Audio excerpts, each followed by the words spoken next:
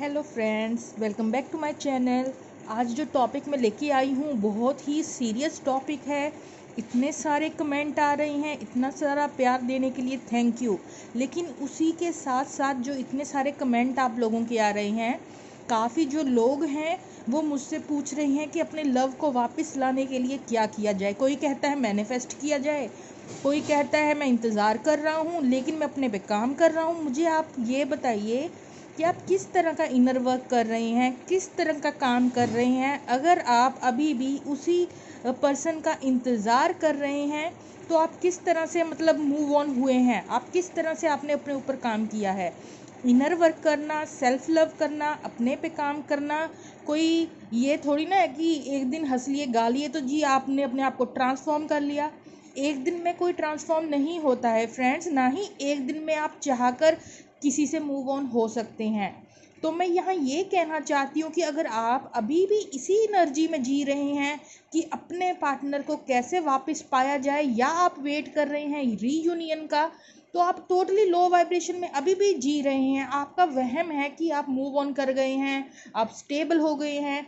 आपकी कि आप रिजल्ट के पीछे भाग रहे हैं। एक लड़की ने मुझे कमेंट किया है कि मैम पूरी रेजोनेट होती है चीज़ें लेकिन रिजल्ट नहीं मिल रहा। फ्रेंड, आपने रिजल्ट पे फोकस क्यों कर रखा है? रिजल्ट कैसे मिलेगा? मैं क्या बोलती हूँ, जब आपको सेल्फ लव सीखना है, अटैचमेंट की जर्नी नहीं है ट्विन फ्लेम, डिटैचमेंट की जर्नी है।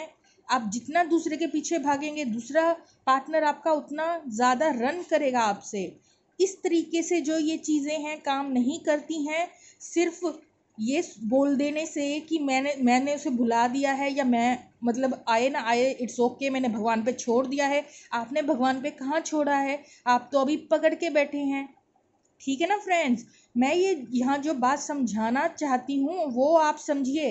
गीता में कहा गया है कर्म करो, फल की इच्छा मत करो। आप क्या कर रहे हैं? आप फल की इच्छा में ताक लगाकर बैठे हैं कि कब रिजल्ट मिलेगा, कब आपका पार्टनर आएगा, कब रियूनियन होगा। आप रियूनियन के पीछे भाग रहे हैं, दिन रात यही सोच रहे हैं कब आएगा, कब आएगा, कब आएगा।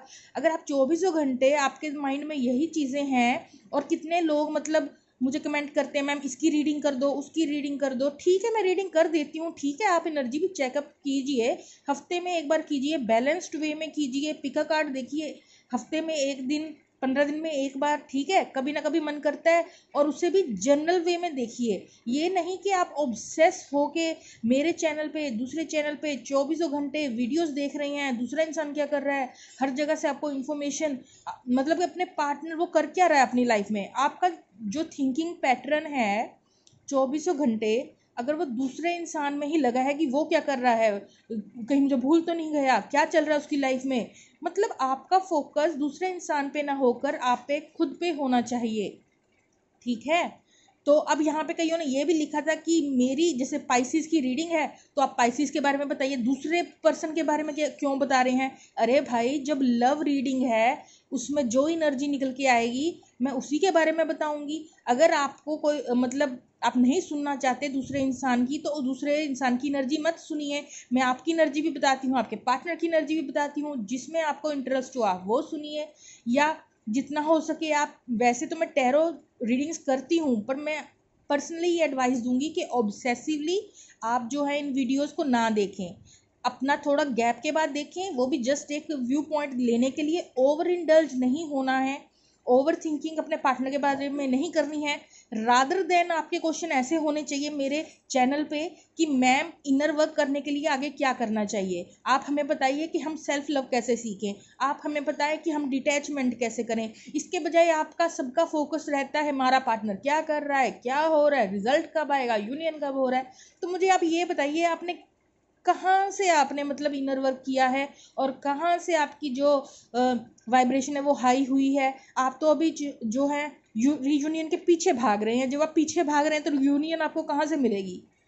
आपका फोकस दूसरे इंसान, रीयूनियन से हटके खुद पे होना चाहिए, खुद के इनर वर्क पे होना चाहिए। आपके जो क्वेश्चन है मेरे लिए वो इस तरह से आप पूछें कि मैम किस तरह से, अगर आपको कोई इमोशनल प्रॉब्लम हो रही, मैम इससे बाहर कैसे निकलें, मैम हम अच्छी लाइफ अपनी कैसे मैनिफेस्ट करें मैम, हम अपना सोल पर्पस हमारा क्या होगा उस पर वीडियो बनाए। किसी ने पूछा मुझसे कि मैम हमारे सोल पर्पस पे वीडियो बना दीजिए।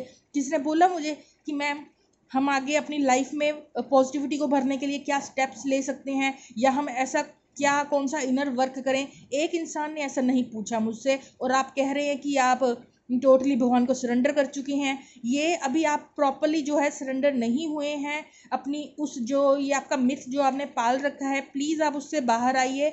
जो ये ट्विन फ्लेम जर्नी है ये कोई आसान जर्नी नहीं है। जो इनर वर्क है वो कोई चुटकियों में होने वाला नहीं है। आप चाह कर भी प्रैक्टिस करेंगे 1-2 महीने, तब जाके आपके अंदर वो बैलेंस की स्थिति आती है, आपके अंदर की मैस्कुलिन फेमिनिन साइड जो है वो बैलेंस होती है। और जब आपकी मैस्कुलिन फेमिनिन साइड जिस दिन आप रियल में स्टेबल हो गए ना फ्रेंड्स, उस दिन आप मेरे से नहीं पूछेंगे कि मैम रिजल्ट नहीं आ रहा, क्योंकि आपका उसमें इंटरेस्ट ही नहीं रहेगा और खुद वो चीज़ें आपके पीछे भागेंगी। जब तक आप चीज़ों के पीछे भागेंगे वो चीज़ें आपसे दूर भागेंगी। जैसे ही आप चीज़ों को लेट गो करेंगे तभी वो चीज़ें आपके पीछे भागेंगी। तो आप मेरी बात को थोड़ा समझिए। एक दिन में कोई इंसान ट्रांसफॉर्म नहीं हो जाता। ठीक है, बहुत अच्छी बात है आपने जो है सरेंडर किया है गॉड को, बहुत अच्छी बात है कि आप सही पाथ पे चलना चाहते हैं। इस तरह की पॉजिटिविटी भी बहुत अच्छी बात है कि आप सही रास्ते पे चलना चाहते हैं, लेकिन उसके लिए आपको एफर्ट पुट करने पड़ेंगे, हार्ड वर्क करना पड़ेगा। ठीक है, जिस दिन आप प्रॉपरली बैलेंस हो गए ना, आप किसी से ये नहीं पूछेंगे क्या हमारा यूनियन होगा या नहीं होगा। उस दिन समझ जाइएगा, जिस दिन आपको आपका पार्टनर आए या जाए कोई फर्क नहीं ना पड़ेगा आपको। उस दिन समझ लीजिएगा कि अब मेरा जो इनर वर्क है वो कंप्लीट हो गया। उस दिन समझिएगा आप ये चीज़। तो बस फ्रेंड्स, मैं ये छोटी सी चीज़ आपसे शेयर करना चाहती हूँ कि आप किस दिशा में बढ़ रहे हैं, किस दिशा में जा रहे हैं। तो मैं थोड़ा आपको अवेक करना चाहती हूँ कि ऐसे चीज़ें काम नहीं करती हैं। आप रिजल्ट फल की इच्छा को त्यागना पड़ता है, राइट। ओके फ्रेंड्स, ये छोटी सी बात थी जो मुझे समझानी थी आप लोगों को। तो आप जो ऑब्सेसिव बिहेवियर है उसे निकालें थोड़ा।